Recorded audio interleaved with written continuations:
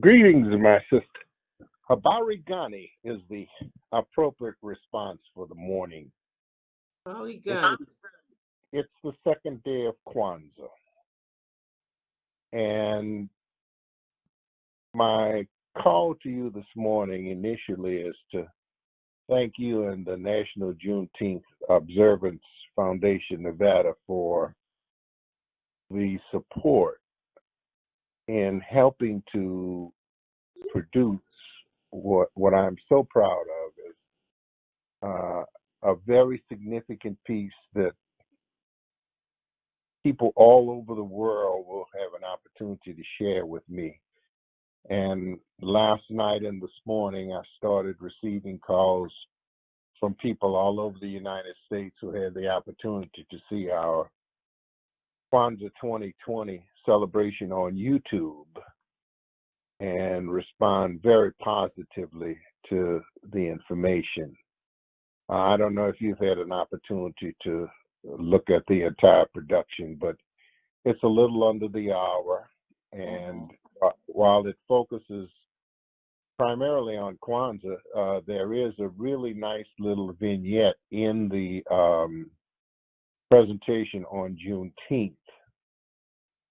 I didn't have an opportunity at the time to really elaborate on the significance and the parallels of Juneteenth and Kwanzaa. As I was reflecting on our history and our culture, one of the questions I was asked by my daughter yesterday morning as we talked about Kwanzaa was about the celebration of Juneteenth. I said to her that I had completed 30 years of schooling. I had received a terminal degree, and nowhere in that 30 years of formal learning had I ever heard one utterance about Juneteenth. It is probably the most significant and profound problem that we are confronted with because we as human beings are creatures of learning. When a child is born, a child is pure in innocence. They're not a racist, they're not a bigot, they're not a hater. They are taught to be that way. And unfortunately, the dominant culture, probably aware of that, has used the education system to destroy us. And when I share these feelings with people, they're surprised since my entire professional career and life has been in the field of education. But like every other experience I have in life, once I go through the experience, I'm able to look back and realize that the greatest evil perpetrated on us next to slavery or since slavery is what I have come to define as the Eurocentric system of education. It is a system that is in place in 99.99% of the schools in this country. And basically defined, the Eurocentric system of education is a process designed to address the aggrandizement of the white Anglo-Saxon male Protestant exclusively, not even as women. The system of education in place in this country is best articulated by Dr. Carter G. Woodson in his book, The Miseducation of the Negro. And it is that process that has been used to destroy us. And it works in the most cynical of ways. What it does in a very subliminal fashion, it denies us the right and privilege of being exposed to the history, the culture, and the contributions that not just African people, but all people of color. This system denies us the right and privilege to be exposed to the history and culture of people of color.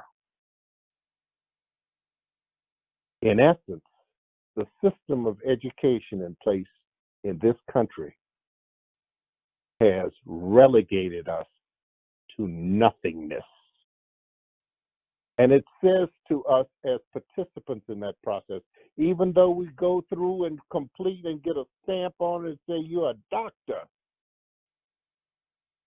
it also says that you are nothing because you have made no contribution. So therefore, we have nothing of any significance to say to you in this process that will help you reach self-actualization or become or begin to develop the potential, the real true potential of the God-given talent that you've been given. And I've come to the point where I believe that a real education has to do two things. And it can be done in schools, and I was very successful as a school principal, so successful that the dominant culture saw fit to induct me into the Hall of Fame of their school district. But I failed then simply because I was ignorant. I didn't know better. But I know now that to really educate a human mind, you have to first of all help that individual to begin a process of working towards self-actualization. Self-actualization is defined by Abraham Maslow in his hierarchy of needs. It's just one example of how we could set goals as individuals and in life to be the best that we could possibly be. And to show you how significant and important I think self-actualization is, it is my personal belief that there was only one self-actualized human being to walk the face of this earth ever. And he was called the Christ. We are given with talents. And the Bible says that when we're called to judgment, we will be asked, what have we done with the talents that we have given? And if we are aware of that, then we realize that if we are in charge with the training, the teaching, the directing, the gearing, the motivating of young minds, then our primary job should be, and this is number one, education should be about helping a youngster identify and develop their God-given talent.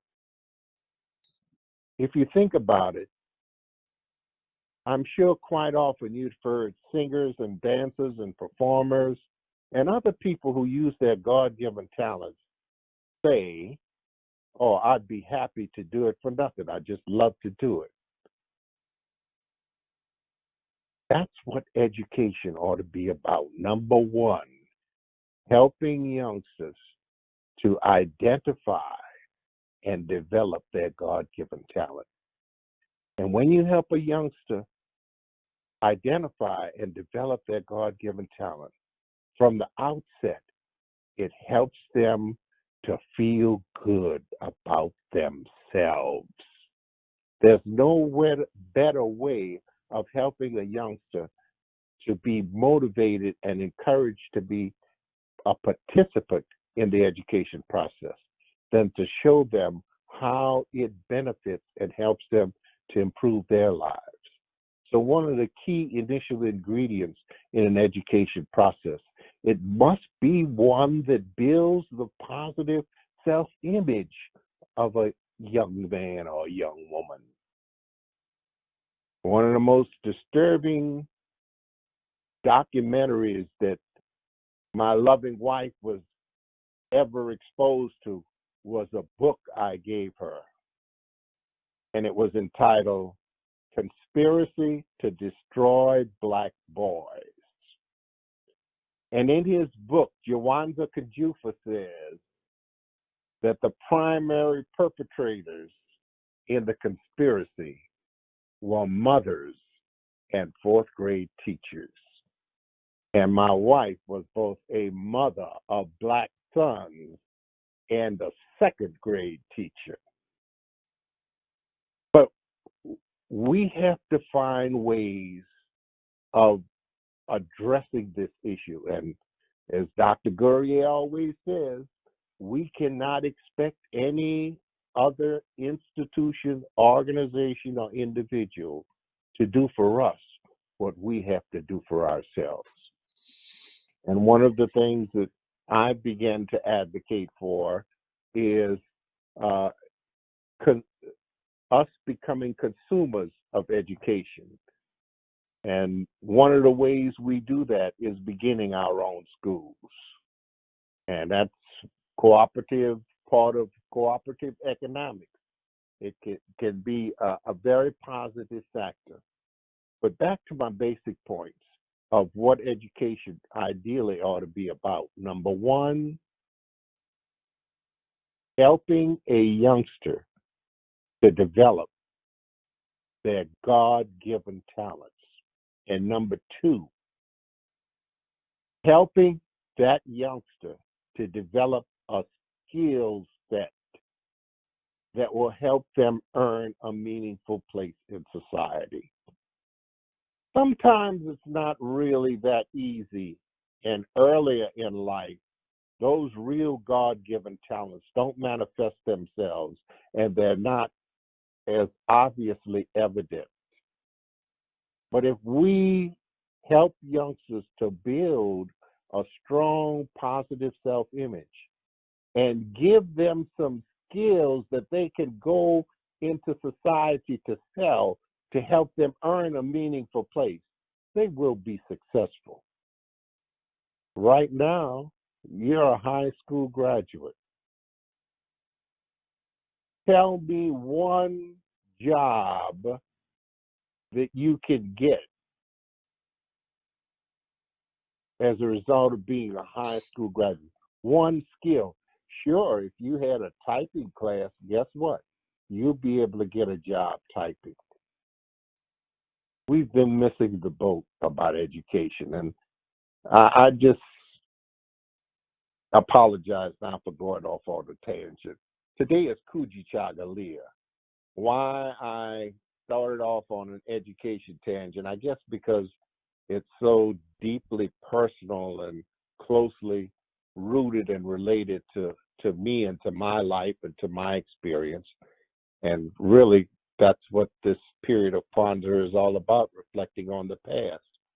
And what better past can I, as a griot, a teacher, a lecturer, a motivator, and an inspirer of youngsters do than to reflect on my own past and my own personal experience. And in further reflecting on that, I thought about Kujichagulia, which is the principle of the day. It is a principle that I love. It is a very, very powerful and potent principle. You know, people, last week I had an interview about KWANZAA, and the interviewer developed a little story for a local television station on KWANZAA.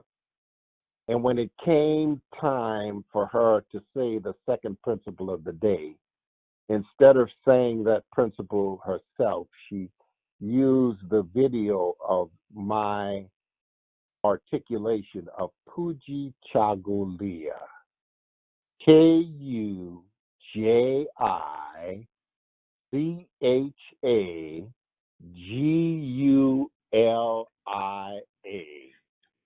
Kujichagulia. It's the second principle of Kwanzaa. And Dr. Karinga, in his genius, defined Kujichagulia as self-determination, to define ourselves, to name ourselves, to create for ourselves, and to speak for ourselves. And when I was a part of and a member of the board of directors of the National Association of Black School Educators, I met a gentleman who impressed me. His name was Dr. Ulysses Byers. And I always remembered that Dr. Byers would say to us, "Me speaks for me." And I now come to realize just how significant and profound a Kujichagulia statement that was. Because it's one of the things that we must begin to do as African American people. We have to cast off the miseducation that we have been exposed to, and we must re-educate ourselves. And one of the key components of that re-education must be a study of ourselves. We must go back and research our ancestors, as I have done. As I began my journey and my study for Kujichagulia, I began by doing a genealogical study of my family. And I found out that my great, great, great, great, great grandfather was born on the island of Corsica in 1795. His name was Dr. Andre Theophile Melchior Gourier. He was educated at the Royal British Academy of Medicine, but he was a French citizen because Corsica is on an island located just off the southeastern coast of France. And that portion of the island was controlled by the French. The southern port, Sicily, was controlled by Italy. So once Dr. Gourier, the original, graduated from the Royal British Academy of Medicine, he was then drafted into Napoleon's army, and he served as a doctor in Napoleon's army. He was very unhappy with the efforts of Napoleon, and he fled Europe and moved his family to Canada. From Canada, the Gourier family migrated down to southeastern Louisiana to an area just a little west of Baton Rouge, Louisiana, called Bayou Gula, where he established a plantation and a medical practice.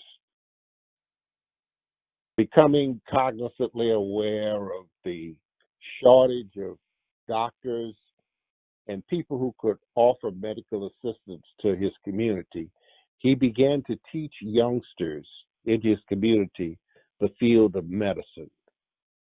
Later, he actually became a very important part in the establishment of the LSU Medical School. As a matter of fact, so significant was his contribution that the street that the LSU Medical School in Baton Rouge is on is named after my forefathers, and it's called Gourier Lane.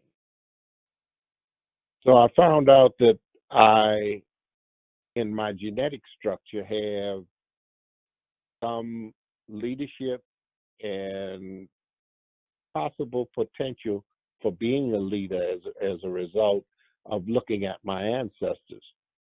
My mother's maiden name was Ricard, Ricard. And she had a cousin named Ulysses Ricard who did a genealogical study for a doctorate degree at Louisiana State University.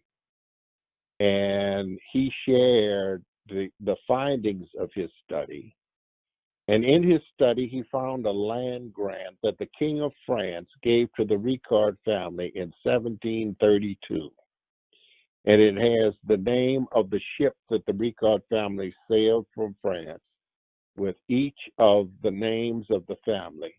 And then this researcher went to that portion of Louisiana where the family was living, Chenal, Louisiana, and began to study the church records there and actually developed a quite extensive study of the Ricard family. Now, in his family, it cut across generations of time and the development of the Louisiana Territory, which is a very interesting story. The Louisiana Territory was originally established by two brothers by the name of Iberville and Bienville Lemoyne, who had gotten a grant from the King and Queen of France to explore the uncharted territory in the central New World of the United States. The two brothers sailed from France and into the mouth of the Mississippi in 1699. And when they entered the mouth of the Mississippi, they said, "We claim all of these lands that are touched by the tributary of this great waterway in the name of our benefactors, King Louis and Queen Iana. Therefore, the territory will be called Louisiana." And if you think about that, it represents, which is almost 1/3 of the United States today, because the Mississippi River runs from both the northern boundary down into the Gulf of Mexico. So that was how the French, who originally began to colonize, for lack of a better term, this portion of the world. And as an aside note, about a year later, when they arrived at a port where they decided to build their first colony, they got off the boat and they said, "We're going to name this area after our hometown of Orléans, France." So they named the area after their original hometown, and they called it Nueve Orleans, New Orleans. And there they built a church and began a community in an area that is now known as the French Quarter. Well, in the story of history, little is known about the fact that one of the reasons that they probably landed there was because there were people living there. Well, wait. How can you discover something or a place if there are people living there? Oh, Carter G. Woodson is right.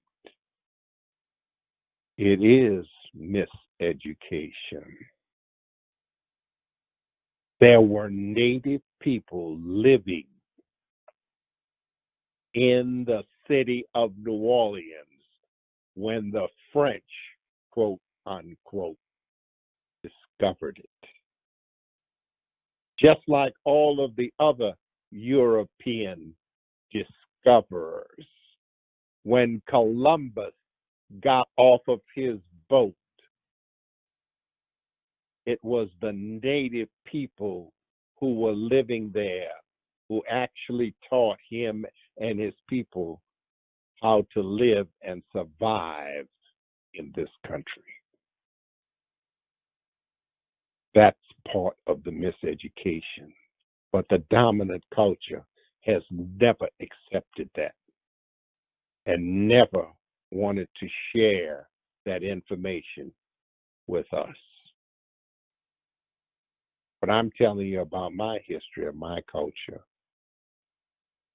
So these French people who started the colonization and settling of what is known as the Louisiana Territory were only in control of the area for a very short time. Shortly after the landing and the establishment of the city of New Orleans, the balance of power shifted in Europe, and the Spanish took control of the Louisiana Territory. So, a period of time in our history, the entire area known as the Louisiana Territory was controlled by the Spanish. Now, the first French who claimed the territory and started the city of New Orleans were only there for a few years before the Spanish took control. When the Spanish took control after a couple of years, they stayed and developed, in particular, the city of New Orleans for 80 years. So think about the building of the French Quarter. If the French were here for a few years, and then the Spanish came and took control and were there for 80 years, guess who built the French Quarter? The Spanish. And where is Spain in the world? Well, Spain is very close to Africa. And a lot of Africans, as we began to travel, moved into Spain. Not only bringing a different color to the people of Spanish origin, but bringing culture and skills, and the skills of the Moors of Northern Africa is one of the most dominant and prevailing examples of architecture in the French Quarter of New Orleans. Because as you go through New Orleans, the most endearing structural component of the French Quarter are the wrought iron fences. And who were the foremost wrought iron architects and developers in the world? They were the Moors of Northern Africa.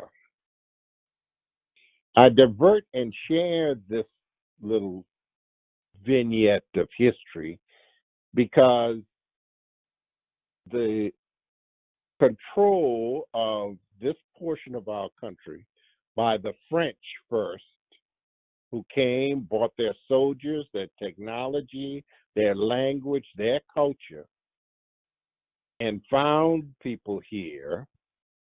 Then later, the dominating force of Spanish coming in with the same cadre of resources, and the mixture of those French and Spanish persons came to be known as Creoles. So in the definition of the word, originally, the word Creole meant a mixture of French and Spanish. And they were the persons who controlled the Louisiana Territory most of the 17th and 18th century. Of course, today, the word Creole, in the derivation of the word, has now come to mean a light-skinned black. And my family, given the roots of French and Spanish in my family. And there's one little small key point that I did not bring up. Well, two. First, my grandfather married a woman who was part Native American. Her name was Jenny LeBlanc Robichaud. And my father's grandmother was named Hannah Wilkins.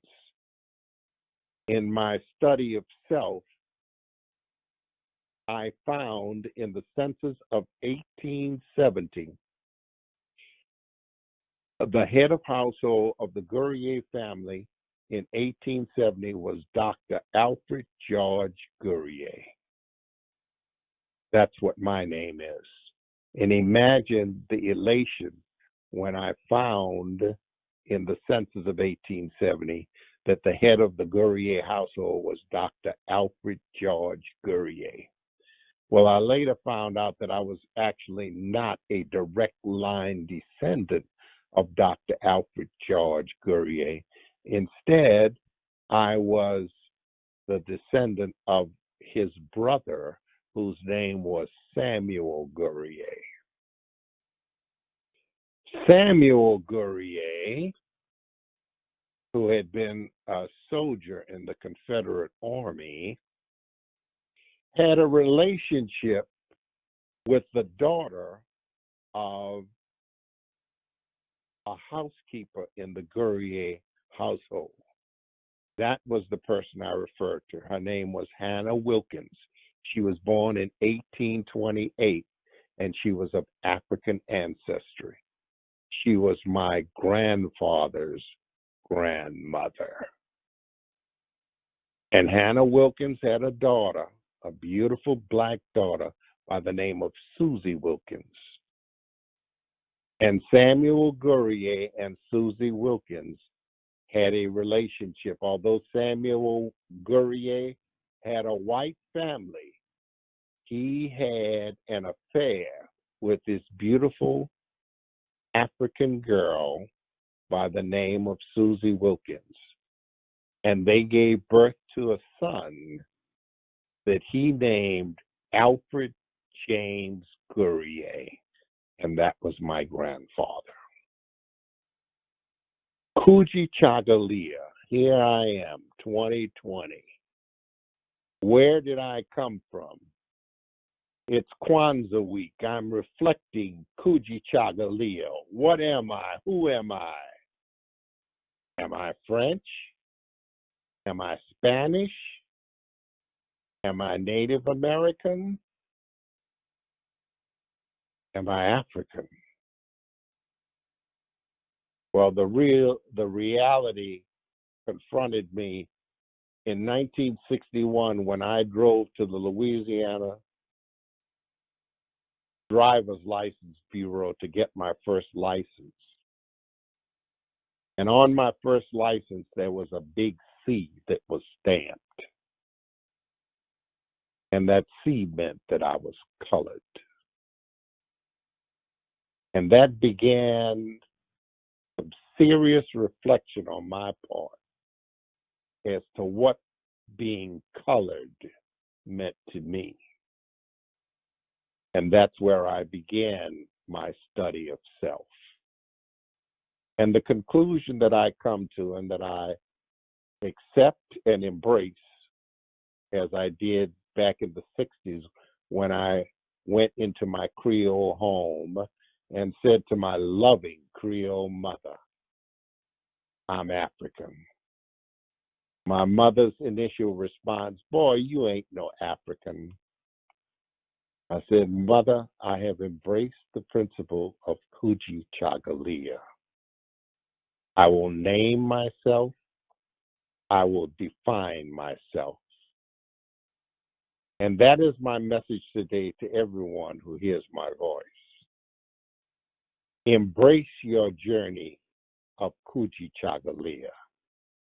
Name yourself, define yourself. The only way you can do that is through the process of education. You've got to learn yourself.